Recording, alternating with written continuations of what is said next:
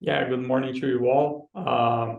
I'm sure you are wondering where is Lindsay and what I'm doing here. And as Andreas mentioned, unfortunately, Lindsay won't be able to join us today, and I have the task of host this session as well as she does. So good luck to me. And if this is your first time here, we host these coffee chats every other week to provide a learning space for the people in the payments industry. And right now sorry, I'm having to, can you hear me, Andres? Perfect. Yeah. Okay, so if this is your first time here, just a couple of guidelines to ensure a successful and productive conversation for all of us. Please note that this is not a webinar, so we want to hear your questions and we want you to participate. This is an open forum where you can ask your questions freely and also add your insights, comments. Just basically feel free to add any content that you want. We have a small legal notice here, so please just keep in mind that this is a public session, so you may have competitors, press, partners, so just keep that on the back of your mind when adding some content or questions. And some guidelines, some basically guidelines, this event is being recorded and we will publish in our PCMI portal and also our YouTube channel. So we encourage you to have your camera on when speaking, so we can have a very good conversation here. And as more as you participate, the better. So please keep your microphones on and ask questions and add comments. And remember that this is an open forum. So please, no screenshots or recording. You can access the content and the recording later in our portal. So today we are having the pleasure of having here Rafael Lopes, Director of Sales Brazil from Nuvei, and also my former colleague. Welcome, Rafa. Can you introduce a little bit about yourself in Nuvei? Sure. First of all, thank you, Sullivan. Thank you, Andreas, and to Lindsay that is not here, but hopefully she's going to see this later. Super excited to join this conversation. I've been in payment sales over the past 10, 15 years. I don't recall, and I don't want to say because I'm going to start saying how old I am. And anyways, this is super important. I've been at Nuvei over the past year and a half, especially on the sales. And the idea today is share a little bit of knowledge and experience, and hopefully this is good for all of you. Yeah, thanks, Rafa. Yeah, so basically, today we want to talk about cross-border payments, and we brought Rafa, which is an expert in this topic. So when we see the, you may or may not know this chart, but here we have the data of e-commerce in Latin America for the 15 top countries of the region. And we saw that in 2021 and 2022, we had this massive growth of 36% and 39%. And of course, that this happened in a very specific context of the pandemic, lockdowns, digital inclusion, financial inclusion. And these levels of growth are unlikely to happen again. But the important thing for us is that we are still having double digits growth, like 27%, 24, 21. And if right now we have an industry of 500 billion USD, we expect that to reach almost 1 trillion in 2026. So we had this massive growth, but we are still growing and the industry will keep growing. And the Latin American e-commerce is like, it is not in the early stages, but it is still growing and it will reach new heights soon. So as key factors that we saw for this e-commerce boost, first of all, the adoption of alternative payment methods, which are very important for the region. We have so many like the region is so fragmented, and every single country can be very different from the others. So we have a lot of adoption in local payment methods, and this is very important for cross-border payments and e-commerce. Also the improvement of technology and the UX. So companies did provide the consumers what they want. And this could be either in the way that they buy using a mobile or desktop, and also their payment methods that they want to pay. And also new players coming in, new marketplaces, new e-commerces, but also the payments provider for these companies. And I think that when we look at the e-commerce scenario, we can have cross-border or domestic, and this is the share of cross-border throughout the years. So cross-border had 13% in 2021, and we expect this to be 15% in 2026. Of course, domestic plays a big role in each country when we talk about e-commerce, but it is interesting to see that cross-border is growing faster than domestic e-commerce. So, and this is attributed by new players coming in the region, new payment providers enabling these players to accept local payment methods and really serve the customers in the way that they want to be served. And here, if we talk about local payment methods, we can have the example of Pix in Brazil, PSE in Colombia. We also have different payment methods like Simple Mobile in Costa Rica that are growing a lot. And this trend of real-time payments are being increasingly important in the cross-border payment scenario. So serving the consumers and offering the payment methods that use and they want, it is key for e-commerce operations. Can I ask a question for Sure. clarity, really? Because there's a difference between cross-border can be just person-to-person transfers, but it can also be e-commerce. Are we talking today about cross-border e-commerce specifically? So right now, the data that I show is basically cross-border e-commerce. Okay, because that's really interesting. I wasn't expecting it to be about e-commerce specifically, and that's fascinating to me. Yeah. And I don't know if you want to add something, Andres?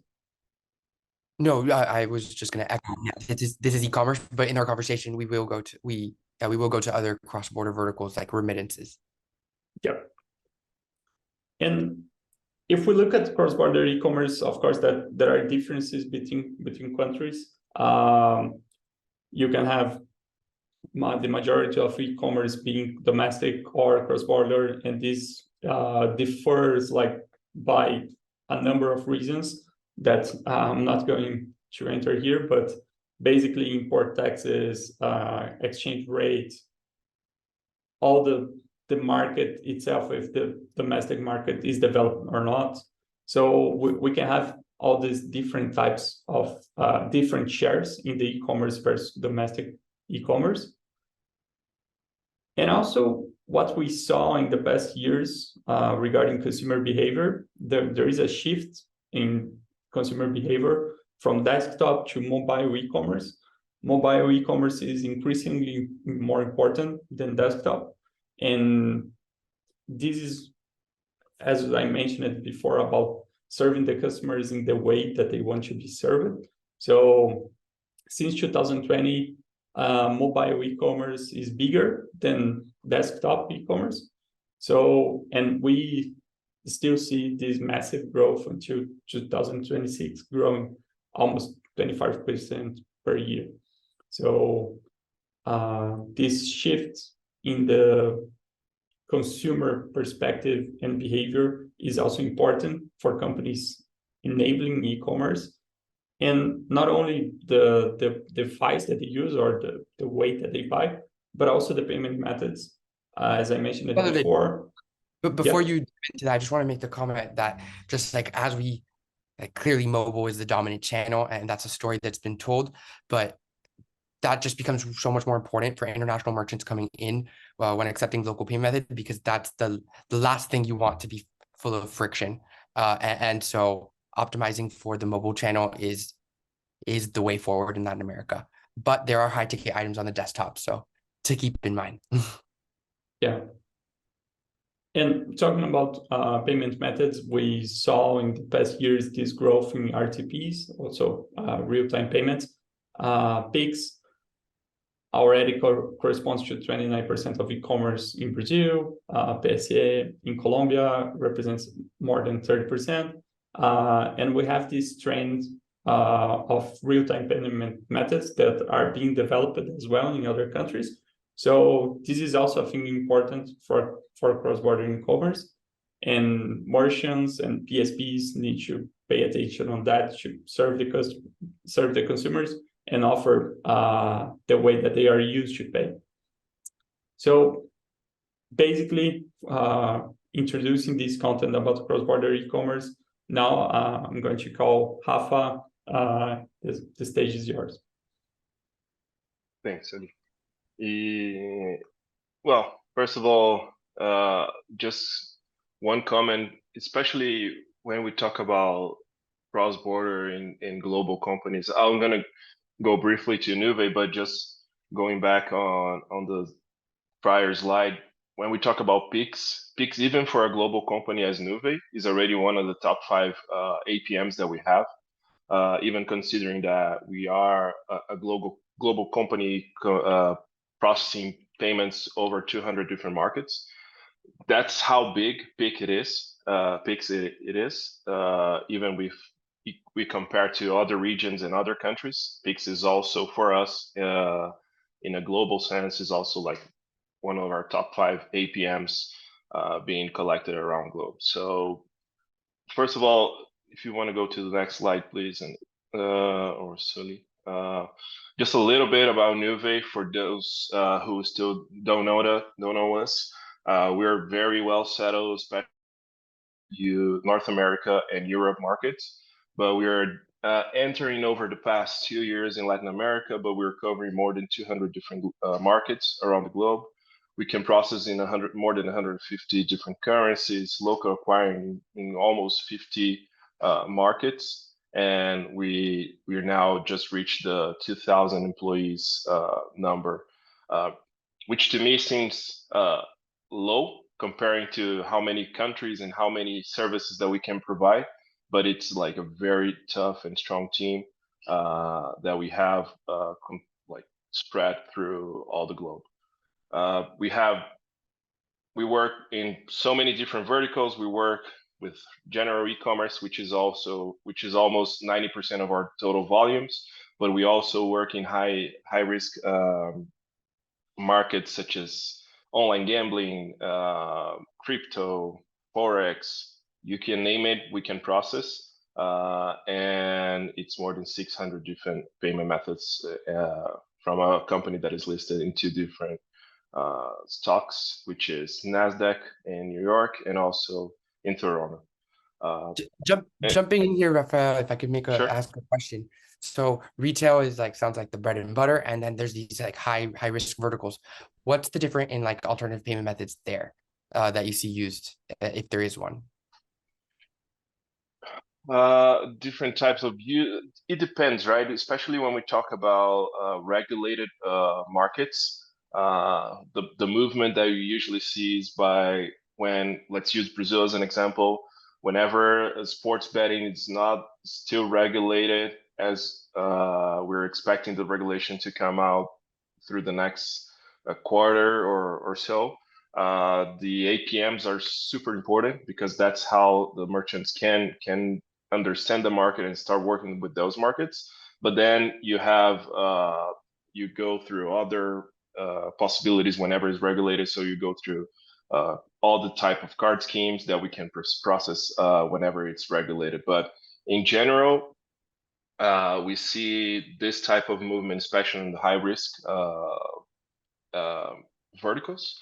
And then whenever you have other markets such as regular e-commerces, marketplaces, or whatever type of selling services SaaS that you know. Usually depends much on the type of service. If it's a subscription, of course, credit cards will be the king. But then if you have other type of retail with small tickets, especially for Latam, cash is still king. But of course, in Brazil, Pix is the king of the kings. So that's so they're just on subscriptions, like for an alternative payment method that would you call out besides cards, which as you said are king. Is Pix taking hold here? Where do you see important beyond I think card? like when we talk about in subscriptions, when we talk about card, when we talk about non-cards, any type of APMs, it's hard to have a solution that is instant payment and that is automatically collected. I think Pix will be launching some new features in the early months of 2024, or maybe after, depends on the central bank. But then usually how it's been done is using the APMs as a bigger, let's say more months. Let's say that you're selling 3 months, 6 months, 1 year plan, and then you can use an APM because you don't depend on the recurrency. So let's say that you can use even Boleto just to a subscription model, which is not under the subscription, but you have a subscription based service, and then you can use an APM to support on that on a longer term plans, basically. Thank you. Please proceed. Yeah, going to the next, just a little bit on the coverage that we have today in Latin America. We're covering with all our structures. We're covering most of the main countries. Of course, there are still some in gray, but those are also served by Nuvei through partners. So in general, we're serving the 33 different countries that we have in Latin America, but those are the top ones that we can and we do support through our own services and our structure. So we have it in Argentina. We can do local to local today, and we are soon developing new features for Argentina. Of course, Brazil and Mexico are the top regions for us in terms of volumes. But of course, since payment is purchased in 2021, Colombia is a very big structure and a very big opportunity for Nuvei overall and for the region as well. That's all about Nuvei. I'm going to stop about talking about Nuvei, and I don't want to get too salesy to you, and let's go. So just a little bit on the cross-border. I think most of us here knows, but it's basically collecting money locally from a country and remitting to a country abroad, to the merchant. This can be done by very different models. Merchant of record is one of them, something that you can always consider so you don't have the local entity. And this can be done by Nuvei. You have many other providers in the region that can also do that support to merchants to collect money locally in Latam and remit money to Europe, US, or whatever you want. Just one thing, please interrupt me at any time, like Andres just did. Feel free to make any questions. Then we can make this more like a conversation and less than just me talking. So moving on to the next slide. Cross-border, as Sullivan already said, it's a huge opportunity. We still have a lot to grow. Of course, the pandemic brought us many opportunities that was speed up through this process, this thing that we all had to stay home, and that speed up a lot of the process that we were expecting for the next 4, 5, or 6 years. But then we still see a double-digit market growth for cross-border, and we still have many different industries that are now joining this let's say this tendency of doing cross-border as well. Not only processing locally, and the merchant of record possibility in some regions can also be a very interesting thing to at least test the markets, or if considering as it's the whole operation in other countries when you're going abroad. We're talking about 67% growth in just 10 years. It's like huge, and it's a place that we can do a lot of different things with a lot of different markets. We don't talk about only retail. We are talking about subscription. We're talking about travel. We're talking about even high risk business models as well. Here, I do have a question. So what vertical or segment specifically do you see driving this growth? Like which ones stand out? And when I say segment, I mean like gaming in Colombia. So like a specific vertical in a country that you just see more growing more than the average. I see, like, for example, retail now a little bit less than like 6 or 7 years ago, I would say, but retail keeps being one of the top verticals that prioritize the cross-border situation, especially to test the market, to understand how the market works, and then moving to a local operation. But we have so many different type of verticals working in that. So you see a lot of subscriptions, you see like a lot of Netflixes, Spotify's, and those kind of type of merchants. You have a lot of also now, especially before and after the pandemic, travel. The travel industry has a lot of opportunities, and it has a lot of things to be developed in the cross-border region as well. Let's say the cross-border vertical. But I think not only that, right? We have, like in Brazil, the cross-border goes through, for sports betting, it's 100% cross-border, especially due to the regulation. We have services, we have everyone basically can be benefit, but I think if we want to quote the three main, I would say retail, travel, and subscription overall. Those are the three main markets that are doing cross-border. Can I jump in here? Absolutely. This is not a good number, because thinking $250 trillion, that's crazy. And I was going, okay, well, it must get it from somewhere. Just on a quick Google search, like 2.8 trillion is for e-commerce, and 150 trillion is B2B. So if we're talking about e-commerce, we really need to be accurate about what we're talking about. I mean, even 2.8 trillion is a huge amount.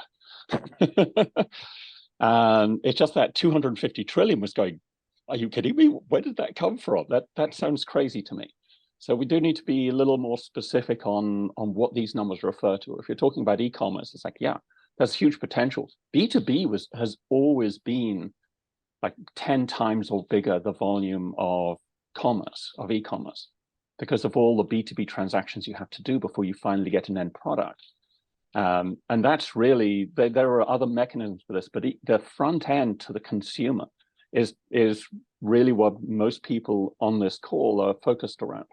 And I'm very interested. Thank you for that call out. I do just want to clarify the beginning of this presentation and the numbers that you'll see later on. Those do specifically refer to B2C e-commerce. Now, yes, this estimate does take into account as you mentioned. So the question that comes up is, does your company do a lot of B2B? Because that's fascinating if you do. If you're involved in the middle of B2B, that's a whole different game and business model for you. Mm-hmm. Yeah, we do, especially after the purchase of Paya in the US in the beginning, early between January and February, that was announced. Paya in the US was purchased by Nuvei, so that we jumped strongly on the B2B vertical as well. So that's where we're being also looking for. Nice move. Thank you. We have to thank the top management for sure.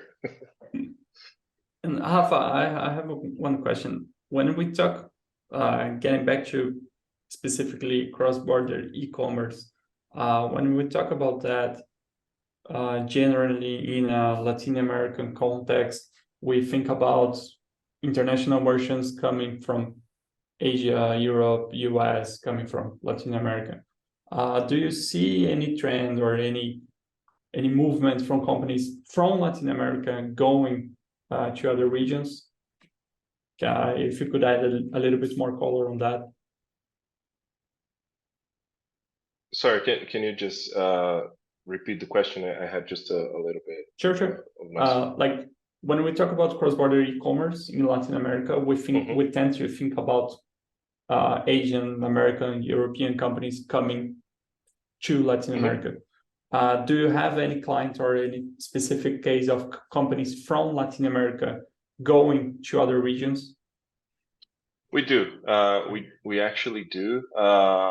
We see this movement less from Brazilian companies, especially, and one of the main reasons I think is the size of the Brazilian market. But when we talk about Peruvian companies, Colombian companies, Ecuadorian companies, we see this movement being a little bit more expressive. But of course, today, if we compare volume to volume, the volumes coming into the region are much higher than the volumes coming out. But we see we have some clients, we can name it, like, for example, Rappi. We can name other merchants that we know that the market is getting, let's say, too small not too small, but they are having the power and to reach bigger markets and even expanding to more markets. But we do this movement as if we want to compare things. It's still an ongoing process for us, especially to understand different markets. We have such a complex market to solve here. If we want to go even like from Peru to the Latin American countries, it's, even though most of them speak the same language, most of them have similar cultures, but the market itself, all the necessities that you have to jump in and to enter in another market are completely different. So it's a little bit complex on that sense. So that's why whenever we have an offer from companies from the outside, Europe, US, APAC overall, coming to the region, when you can combine one solution in one place, this solves much more markets in much faster way for them. Okay, perfect. Okay, I think we can move to the next. So I think this is a bit on how the market is expected to grow till 2025. We see Brazil and Mexico being, in terms of volumes, being the top two. But in terms of growth, we see Peru as a very huge growth over the next over the next 7 years, from 2029 to 2025. Peru is growing a lot. We've been seeing that we have a very strong structure that are showing us how this is an important market overall, not only locally speaking, but also bringing clients to this region. So there's a lot of interest in companies from the globe in those markets, even though it seems to be smaller markets, but it's on the combination of them, the combining all the volumes, it gets more and more attractive. But of course, when we look at Brazil and Mexico, the population size, that's bring a lot of traction to every type of size and every type of merchants, globally speaking. It would be useful on this to know what percentage of all sales this represents, because that'll give I mean, growth is phenomenal, but it'll give an ups, like how much room is there to continue that kind of growth? You're going to hit a peak at a certain point. And obviously Nick, Brazil is so that's much an bigger awesome than any other analysis. country. That's an awesome analysis included in that blueprint we shared a few weeks ago. That what we do have it is over GDP, so it's not exactly that percentage, but it's a good benchmark for us to compare the countries and see growth. So happy to reshare that. I think it's an awesome slide that I had so much fun making. And so Rafa, I did want to ask you here. So Peru, 41%, that stands out from the rest. What payment methods do you see driving growth in Peru, and what verticals again? Really focusing on where's the opportunity. Mm-hmm. Yeah, so overall cards are getting more and more spread through the Peruvian population, but they also have their own APMs. We can have like the possibilities to pay, even though there's still a very let's say cash base and still a lot room to grow in terms of bancarization in this country. But the interest, I think the most important thing in the Peru market is how interested they are on buying more and more good products from abroad. I think that's one of the things. Not products, not saying only retail, but I'll say everything else. So they're very interested on seeing and working and having the things that they see people having all over the world. So that is increasing and pushing a lot this growth for them, especially on the cross-border situation. So it's not only a matter of more and more people getting credit, being bankerized, having their own plastic, their own credit card, but also the main interest of the people on having and pursuing things for their own. Where do you see gaming fall? Like, do you see this as a driver of growth in Peru? Gaming, Peruvians love to game. I think as most of us Latinos, it is something that we see a lot in the region. But I would say that this is a combination, right? It's a combination of a lot of different things. Gaming, it's in the package, but it's not the only thing. Of course, it makes a difference, but I would say that there's a lot of things behind that is not only gaming that is pushing the numbers above.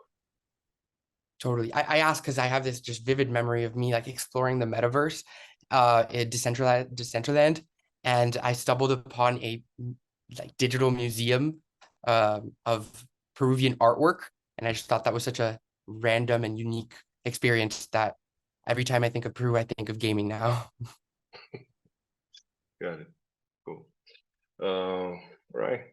Rafa, we have a very interesting question. Well, first we have a question from Daniela in the chat. If this e-commerce growth forecast that we are presenting now is only consumer, or we are talking about B2B as said before, I understand that this is only B2C, right? B2C, yeah, correct. Yeah. And then we have a very interesting question from Vined. If in these projections there are any consideration for inflationary or deflationary trends, high interest rates, changes in consumer, given the dynamics of lower dispensable income. Do you know any details about how these projections were conducted?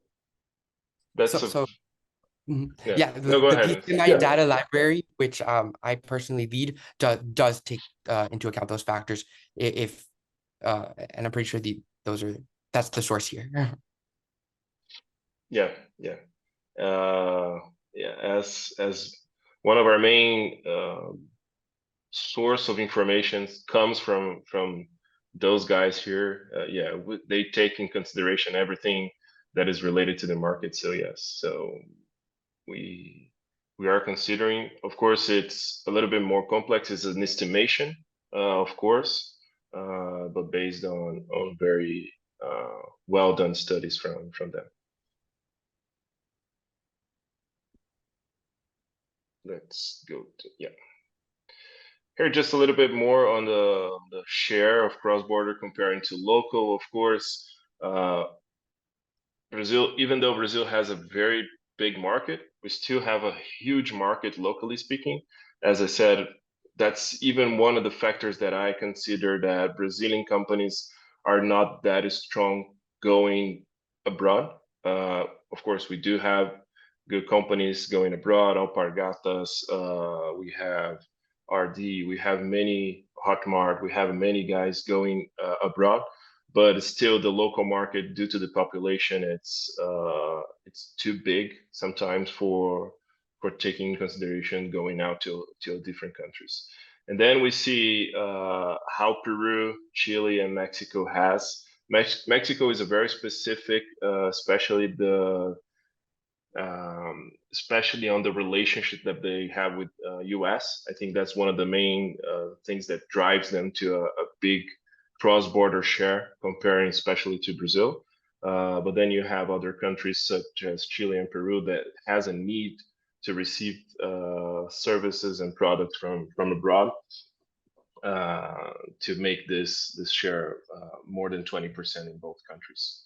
And we're going to see this increasing over the next years, and then it's a matter of time for some of those going locally, or some of those considering to keep as a cross-border.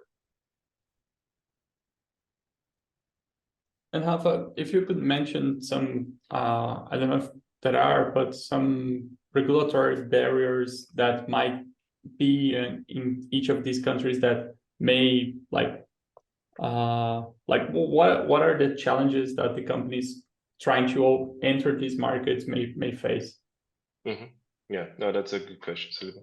I think that in one of our slides, we're going to talk specifically the challenges, but for sure, the regulatory for Latin America is probably the biggest challenge that any company from abroad that wants to join the region.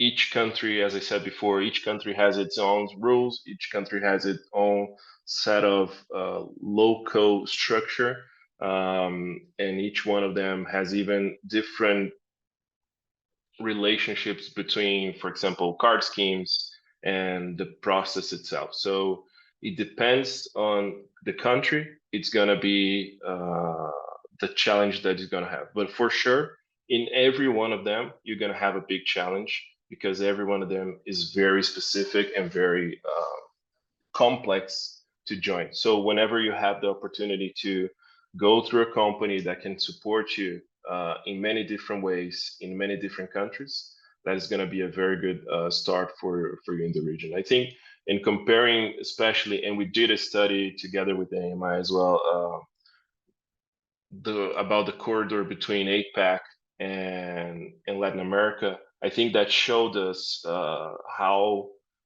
those two regions are similar in this specific scenario. Two big regions with a GDP that is huge, but every single country has its own rules, has its own currency and cultural and so many other things that we can name it. So the challenge to be in Latin America is the challenge to adapt, is the possibility on how you can adapt, on how you can localize your communication especially, but even sometimes your product, your communication, and even your pricing, depending on how much you're charging, depending on the currency. I think we have a great question here from Vineet about commenting on like the top 3 to 5 currencies used in e-commerce. And there's a comment about how crypto is likely a small share of that. And I just want to confirm that that's what we see as well. But Rafa, from your perspective, what are the top 3 to 5 currencies? 3 top 5 currencies overall. We do, depending on the country, you do have some limitations on US dollar, but like you're gonna have Brazilian reais, you're gonna have pesos, Argentinian pesos, Mexican pesos. So it depends, but each country has its own. you're gonna see the volume coming from that specific country. I'm not sure if that answers the question, Vinit, but if you want to be more specific, like 3 to top 5 countries, it depends on the country, right? Each country will have its own currency, so you won't be processing payments in Brazil, collecting in Mexican pesos, so it's a little bit different. And do you see crypto? We do see crypto, especially in Argentina, especially through all the market situations that they have at this point. But I would say where it's more mature, the crypto, it's Argentina for sure. They're really considering crypto as a currency, let's say right now. But other countries such as Brazil, I see it, but I don't see it that strong. But I think my perception is that as worst the economy is, the best crypto is sticking, right? So Yeah, it's really used as an alternative to the financial system and everything. yeah.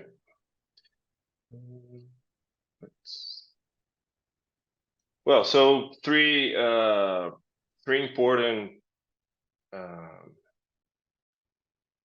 important topics to consider whenever transacting cross-border. It's real time, so credit cards are still the top of the top in terms of processing cross-border. But then you have the PIX, you have the PSC, you have SPAY, you have like some new trends coming in Mexico to have let's say a type of PIX everywhere is growing.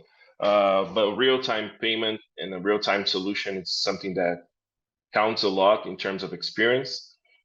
Easier experience, the customer experience dominate, the best customer experience is going to be dominating and having if you have your competitors, comparing to your competitors, whenever you have the best experience, this is going to be a very interesting way to gain market in the region and everywhere else. So whenever easier comes from not only user experience, but also communication. Whenever you have to translate it, let's use Portuguese, which is a very uncommon language, translated to Brazilian Portuguese, not to Portuguese from Portugal, because there are some nuances that changes a lot sometimes the sentence, and you might not be communicating correctly. And of course, cost effective. If you only exchange dollar to pesos, Mexican pesos, for example, it's going to be sometimes too expensive.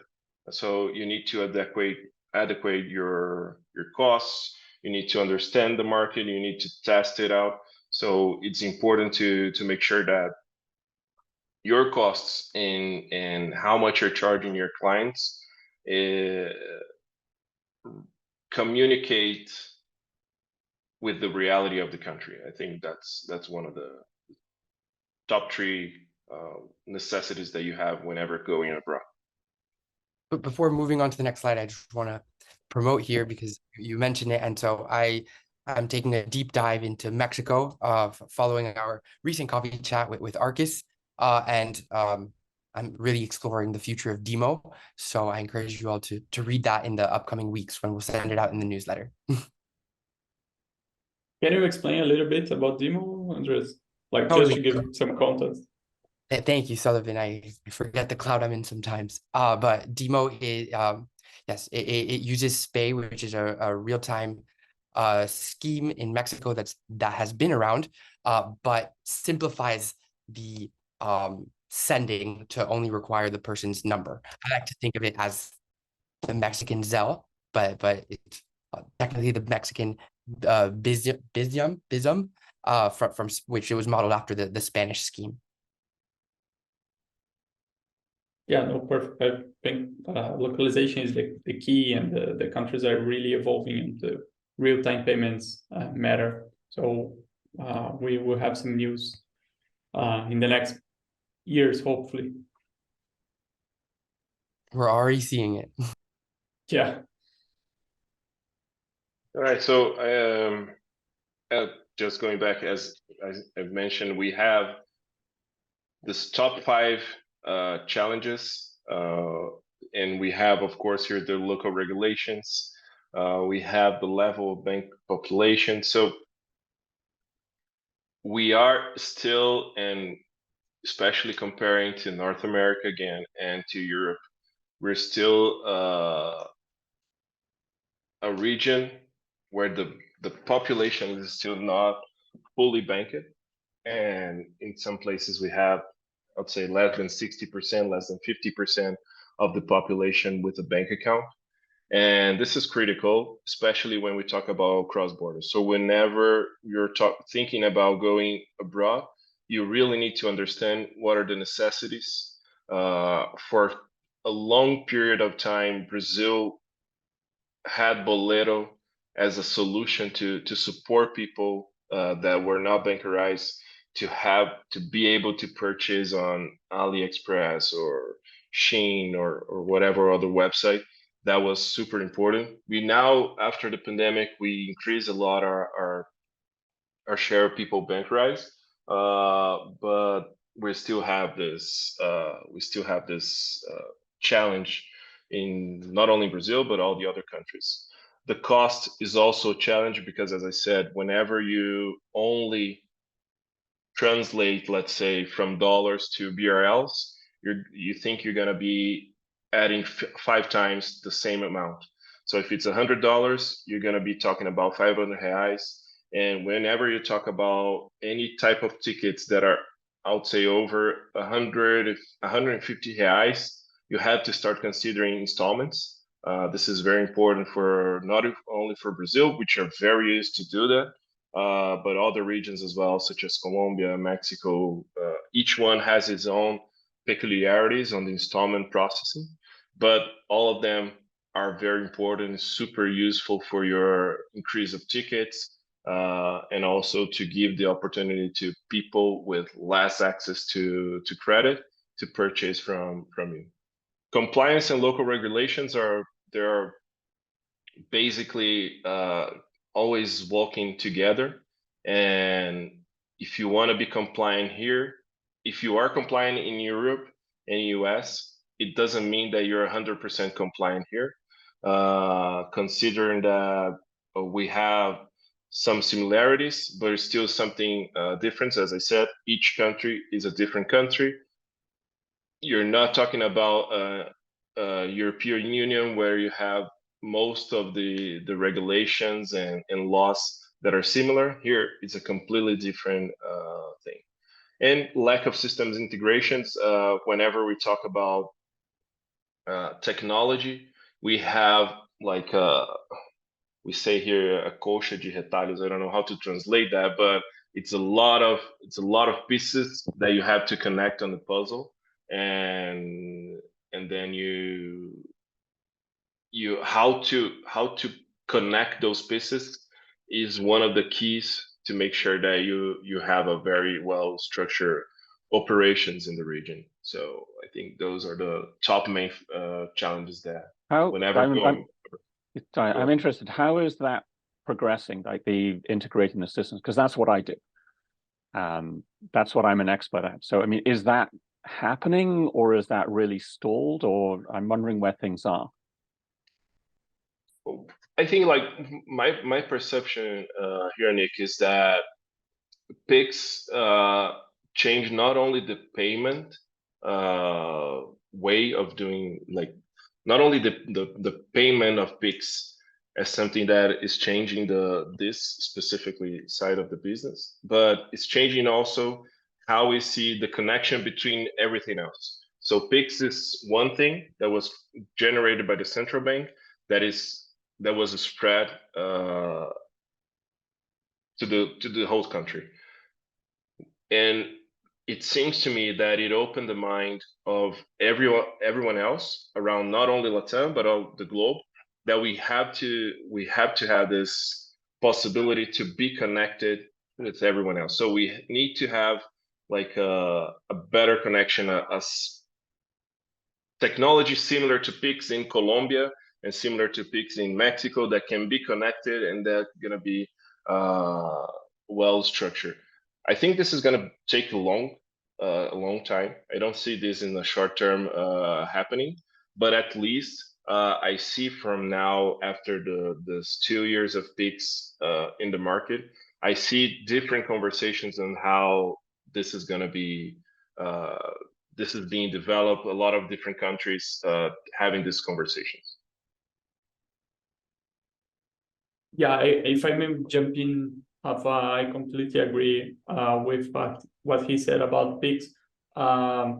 There was an status quo in Brazil, like, oh, this is the way that we do bank transfers, and everybody was used to. So when Pix was launched, everybody started to questioning, like, why didn't we do this before? Why it took so long? And I see other countries in the region going through the same thing, like asking why bank transfers are so expensive, why the systems are not integrated, why we don't have interoperability.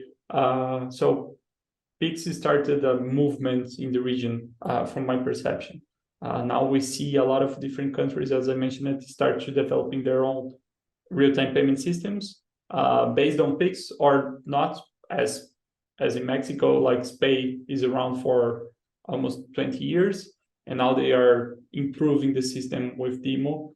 So I really think that this lack of system integrations is a problem that it is being tackled by the regulators in the region, but we still have a long way to go. Like, we have so many different systems in countries. Yeah, go for it.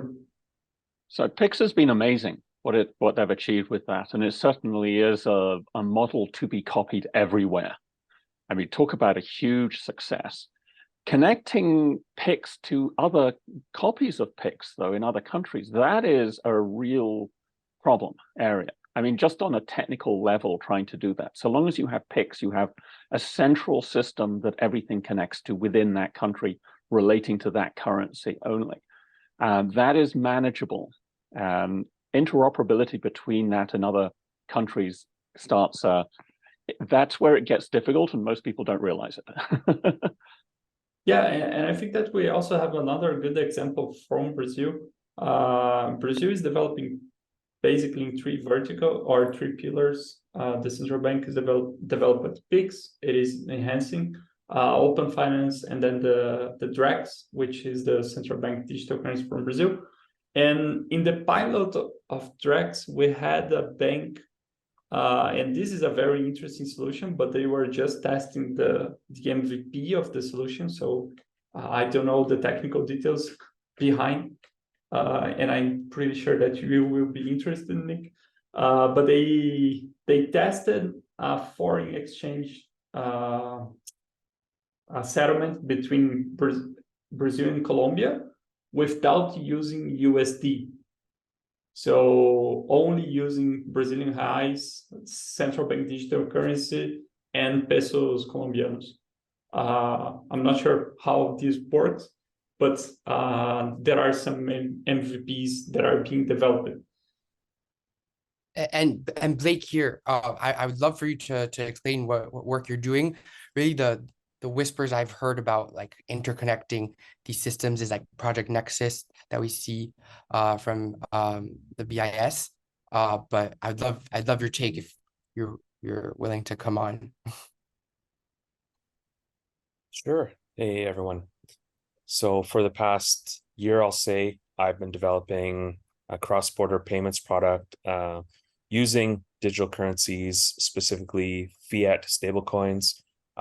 In Brazil, I'm going to be using the BRZ token, which is by a now famous digital currency company in Rio called Transfero.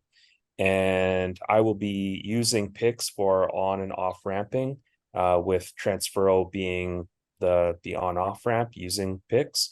And then as other countries introduce their versions of Pix, I will be using those as my on-off ramps in those countries. And I'm using the Stellar blockchain, which has a decentralized exchange on chain. And so once you have on-ramped from your bank account, essentially, your currency is going into the treasury of the on-ramp, and now you have digital currency that on chain, you can go into any other currency or other decentralized finance product that is operating on that chain.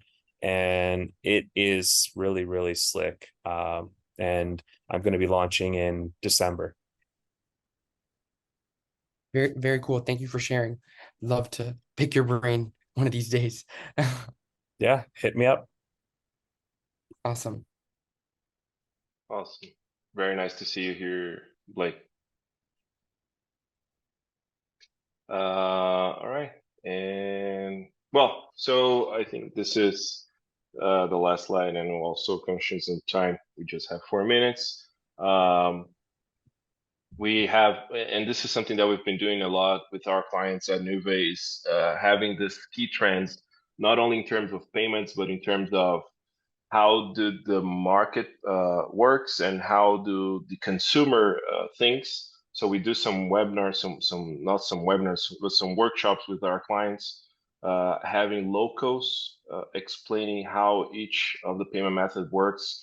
Let's say for a European or for a Canadian, that helps them a lot to understand the logic and how does each one of the payment methods resonate with the people. So that's depending on type of the vertical type of product.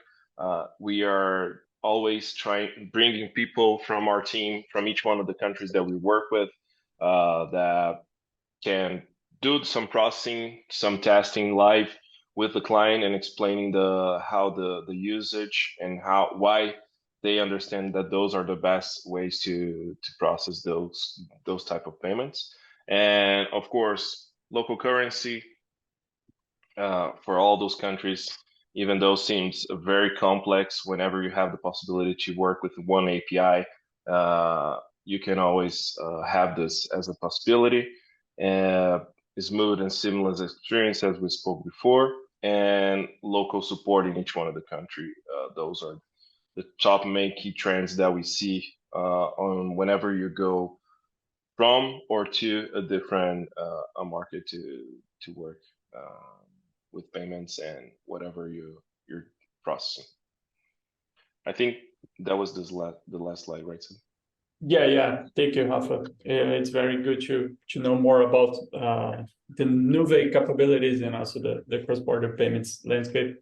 I don't know if we have any other questions in the chat, or maybe if someone wants to jump in, we still have 1 minute, more or less. And otherwise, thank you again, Rafa, and we see you next time. Thank you all for joining. We will have the next coffee chat on October 30th with Juan Pablo Bocardi from Symmetric, talking about financial automation and risk control. So we are waiting for you. And thank you all for joining.